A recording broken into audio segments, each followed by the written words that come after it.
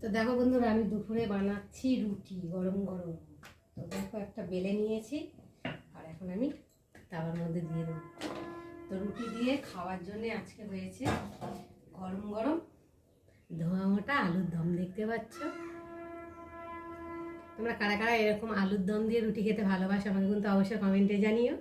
তো চলো, তরকারিটাকে আগে করে নিয়েছি, আর এখন হবে রুটি। রুটিটা করলেই রান্না হয়ে যাবে, যেহেতু আজকে একাদশী, আমরা দুপুরে ভাত খাবো না, ওর জন্যে রুটি আর আলুর দম বানিয়ে নিয়েছি। রুটিটা ভেজে নেবো এক এক করে, করলেই তারপরে যেসব রান্নার বাসন টাসন আছে ওগুলো মাজা ঘষা করবো, করে চান টান করবো, পুজো টুজো দেবো। অনেক দেরি হবে আজকে খেতে।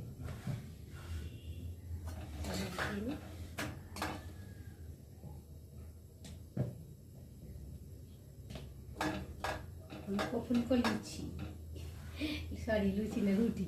লুচি আর লুচি এক হয়ে যায়।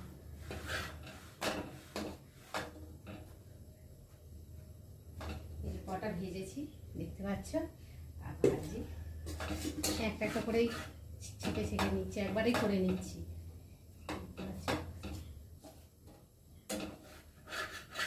তো দেখো রুটি হয়ে গেছে,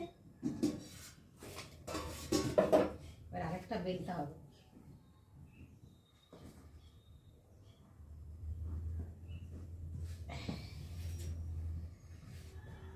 একটা করে ভাজা না একা হাতে অসুবিধা হয়ে যায়, যাই হোক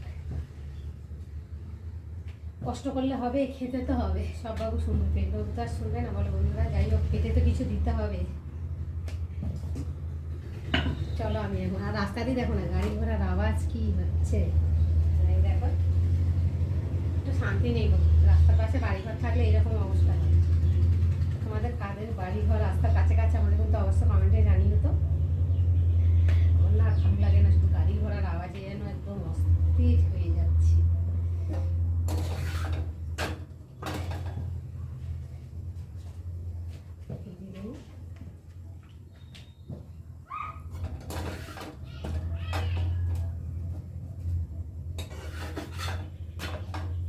চলো বন্ধুরা